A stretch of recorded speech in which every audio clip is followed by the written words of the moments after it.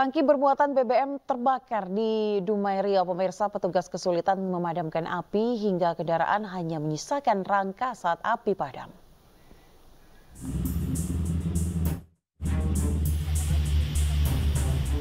Sebuah mobil tangki bermuatan BBM jenis Pertalite terbakar di Jalan Gatot Subroto, Kota Dumai Riau, Minggu siang. Sempat terdengar beberapa kali ledakan dalam kebakaran mobil tangki BBM bermuatan sekitar 16 kL Pertalite. Besarnya api yang membakar mobil bermuatan BBM Pertalite membuat petugas pemadam kesulitan. Api baru bisa dipadamkan setelah mobil tangki tinggal rangka.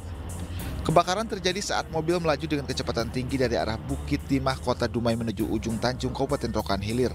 Namun tiba-tiba mobil tergelincir keluar luas jalan dan terguling hingga terbakar. Mobil tangki BBM milik PTL Nusa ini dengan tujuan daerah Labuan Batu, Sumatera Utara. Ternyata itu mobil, kita masih lupa mobil mesinnya apakah berisi atau kosong. Akhirnya kami kerahkan dulu 3 unit. Nah, tiga unit sampai di 3 kali ini, ternyata isinya BBM, ya solar, maka kita kerahkan semua dan kita minta bantu sama dari Pertamina. Berapa unit mobil pemadam kebakaran yang turun pada saat ini, Bang? Nah, awalnya kami turunkan 3 unit karena informasi belum jelas, ya.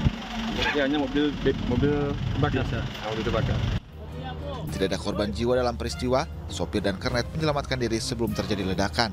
Namun akibat kebakaran, jalur lalu lintas sempat ditutup sementara. Dari Dumai Riau, Dedi Iswandi, iNews melaporkan. Sementara itu, pemirsa, kericuhan terjadi saat rekapitulasi penghitungan surat suara di Gedung Balai Rakyat Kayuringin, Kota Bekasi, Jawa Barat. Peristiwa ini terjadi setelah ratusan relawan dari sejumlah partai ditolak oleh sejumlah saksi saat hendak meminta membuka formulir C1 Plano.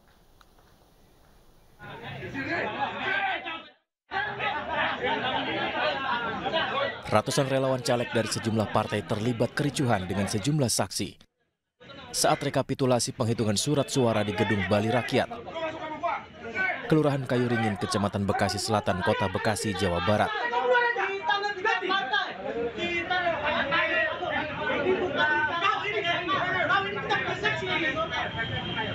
Kericuhan ini terjadi di saat para relawan caleg dari partai ini hendak memaksa masuk ke dalam gedung lokasi penghitungan rekapitulasi tingkat kecamatan, serta mendesak agar panitia pemilihan kecamatan bisa membuka formulir C1 Plano kepada publik. Namun permintaan ditolak oleh sejumlah saksi partai.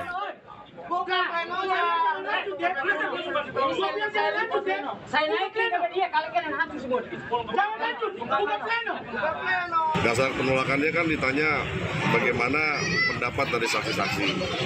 Cuma kan bagi saksi kan bisa aja, cuma pengen gampangnya aja, Bang. Kalau kita kan juga, saya kontestan, saya punya hak. Saya harus tahu dong suara saya berapa. Ya. Gitu. Karena kan saya pikir begini, ini ada lembaga negara yang memang diperintahkan untuk menghitung rekapitulasi suara caleg.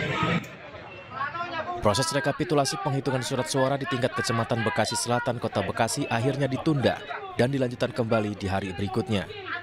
Dari Bekasi, Jawa Barat, Rahmat Hidayat, iNews melaporkan. Dugaan kecurangan pemilu 2024 masih ditemukan di sejumlah wilayah. Salah satunya terkait penggelembungan suara. Massa yang tak terima kecurangan turun ke jalan dan mendesak mengusut tuntas kecurangan tersebut.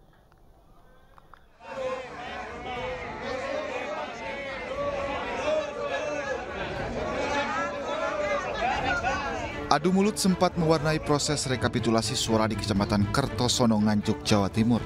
Adu mulut terjadi lantaran ada dugaan kecurangan pemilu. Modusnya adalah penggelembungan suara caleg tertentu dengan mengalihkan dari suara parpol lain. Akibatnya Ketua Panitia Pemilihan Kecamatan Kertosono, Nganjuk, Jawa Timur dan anggota Panwascam setempat diamankan di kantor Bawaslu. Silakan. Organisasi Jaga Pemilu menemukan setidaknya 8 bentuk pelanggaran dalam pemilu. 3 jenis diantaranya masuk kategori pelanggaran besar, yakni penggelembungan suara salah satu paslon, larangan untuk tidak boleh mencoblos, dan salah input data di aplikasi Sirekap milik KPU. Jaga Pemilu juga menyoroti sejumlah masalah yang muncul sejak sebelum pemilu berlangsung. Kita melihat bahwa kecurangan itu tidak hanya terjadi pada hari H. Dalam pemilu 2024 justru kecurangan itu berlangsung secara, karena sekarang bahasanya TSM kan, terstruktur, sistematif, masif sebelum hari H. Kita nggak perlu menarik jauh sampai ke MK, itu nanti pembahasan di bidang lain. pembicara lain mungkin akan menyinggung itu dan kita sudah banyak membahas itu. Tapi dari riset kami seminggu sebelum pemilu saja kita sudah melihat bagaimana otoritas lingkungan terlibat, bagaimana lurah, kepala desa, RT, RW, itu juga aparat kepolisian itu terlibat untuk memenangkan paslon tertentu. Komnas HAM menyatakan ada belasan aparatur negara di berbagai daerah yang tidak netral dalam pemilu 2024. Pertama, ada 12 kepala desa di Kecamatan Buduran, Kabupaten Sidoarjo, Jawa Timur yang menyatakan dukungan ke salah satu peserta pemilu. Kedua, dugaan arahan wali kota Samarinda kepada jajarannya untuk memilih peserta pemilu tertentu. Sejumlah kelompok masyarakat juga turun ke jalan dan berunjuk rasa di depan gedung KPU. Mereka menolak kecurangan pemilu hingga mempertanyakan penghitungan suara di aplikasi Sirekap KPU yang dinilai mengandung kejanggalan. Mereka pun menuntut agar mengusut tuntas kecurangan pemilu di 2024.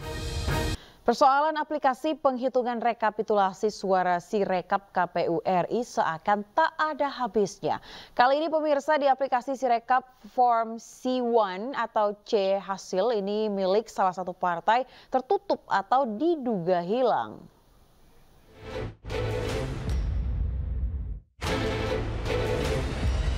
Lagi-lagi kejanggalan muncul di aplikasi Sirekap. Dalam tampilan sistem informasi rekapitulasi suara Sirekap KPU, tidak menampilkan form C hasil Partai Perindo di sejumlah TPS. Hasil sementara form C1 atau C hasil pemilu 2024 di Sirekap kerap berubah-ubah. Diduga, suara milik ratusan caleg dari Partai Perindo dalam aplikasi tersebut hilang. Dalam aplikasi Sirekap, form C1 atau C hasil pemilu Partai Perindo tertutup atau tak ditampilkan. Seperti terjadi di wilayah kota Sibolga, Sibolga Selatan, TPS 11, TPS 014, TPS 008. Di Nia Selatan Lahusa, TPS 001, dan Selatan Idanotae, Hilimbowo, TPS 001. Terbaru hal yang sama juga terjadi di wilayah Banten 3, Jatim 1, dan Sumatera Utara 2. Hasil penghitungan dari aplikasi Sirekap yang kerap berubah-ubah tak jarang meresahkan masyarakat. Padahal Sirekap seharusnya menjadi alat bantu mengkomunikasikan pemilu kepada masyarakat. Tim Liputan iNews melaporkan. Praktik lancu kecurangan pemilu diduga terjadi di berbagai daerah dengan melibatkan oknum aparatur negara dan kian mengemuka. Sejumlah partai politik, berbagai kelompok masyarakat hingga Komnas HAM menduga pelanggaran pemilu bahkan sudah terjadi sejak sebelum pemilu dimulai.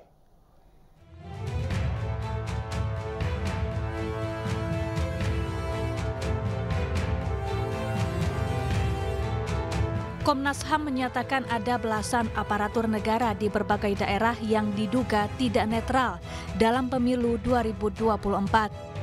Pertama, ada 12 kepala desa di Kecamatan Buduran, Kabupaten Sidoarjo, Jawa Timur yang menyatakan dukungan ke salah satu peserta pemilu. Kedua, dugaan arahan wali kota Samarinda kepada jajarannya untuk memilih peserta pemilu tertentu. Ketiga, viral video ajakan PJ Gubernur Kalimantan Barat mengajak warga dan jajarannya memilih capres yang mendukung pembangunan IKN. Atas temuan ini, Komnas HAM telah melaporkannya ke Bawaslu. Sementara itu, organisasi Jaga Pemilu menemukan setidaknya 8 bentuk pelanggaran dalam pemilu. 3 jenis diantaranya masuk kategori pelanggaran besar, yakni penggelembungan suara salah satu paslon, larangan untuk tidak boleh mencoblos, dan salah input data di aplikasi Sirekap milik KPU. Jaga Pemilu juga menyoroti sejumlah masalah yang muncul sejak sebelum pemilu berlangsung. Kita melihat bahwa kecurangan itu tidak hanya terjadi pada hari H. Dalam pemilu 2024 justru kecurangan itu berlangsung secara, karena sekarang bahasanya TSM kan, terstruktur, sistematif, masif sebelum hari H. Kita nggak perlu menarik jauh sampai ke MK, itu nanti pembahasan di bidang lain. Pembicara lain mungkin akan menyinggung itu dan kita sudah banyak membahas itu. Tapi dari riset kami seminggu sebelum pemilu saja kita sudah melihat bagaimana otoritas lingkungan terlibat, bagaimana lurah, kepala desa, RT, RW, itu juga aparat kepolisian itu terlibat untuk memenangkan paslon tertentu.